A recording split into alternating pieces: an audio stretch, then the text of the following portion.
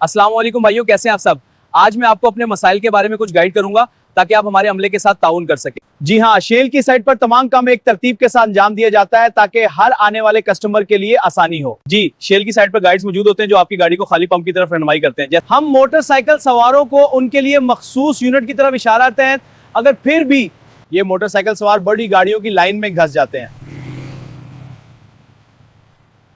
ये मोटरसाइकिल वाले भाई गाड़ियों वाले यूनिट की तरफ जानबूझकर चले जाते हैं जबकि उन्हें पता होता है कि वो गलत कर रहे हैं। कुछ लोग तो ऐसे भी हैं जो पेट्रोल पंप पर आकर अपनी दादागिरी गरीब वर्करों को दिखाते हैं क्योंकि उनका बस इन गरीब वर्कर्स पर ही चलता है। ओ भाई, पेट्रोल पंप के वर्कर्स को अपनी दादागिरी दिखाने के बजाय उनको दिखाएं जिन मालकान ने ये रोल्स बना रखे हैं। पेट्रोल पंप का वर्कर तो अपने मालिक और कंपनी की लगाई जाने वाली ड्यूटी का पाबंद होता है, इस गरीब ने आपका क्या बिगाड़ा है। आजकल के मुसलमानों को जहां अच्छी और बेहतरीन चीज दो बजाय शुक्रिया अदा करने के वहीं कीड़े निकालेंगे।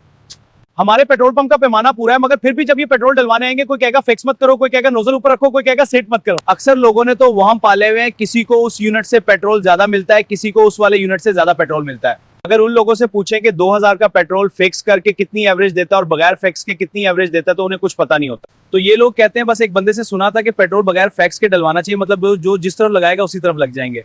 कभी किसी किराना स्टोर पर जाएं और उसे भी ये कहें कि 1 किलो दाल बगैर फैक्स के तोल कर दो क्योंकि पैमाना तो एक ही है, वो कोलों में ये लेटर्स में होता है। मेरी वीडियो का मकसद किसी की दिल आजारी नहीं, बस सिर्फ रहनुमाई करना है। वीडियो पसंद आए तो लाइक और शेयर करें। खुश रहें, खुशियां बांटें।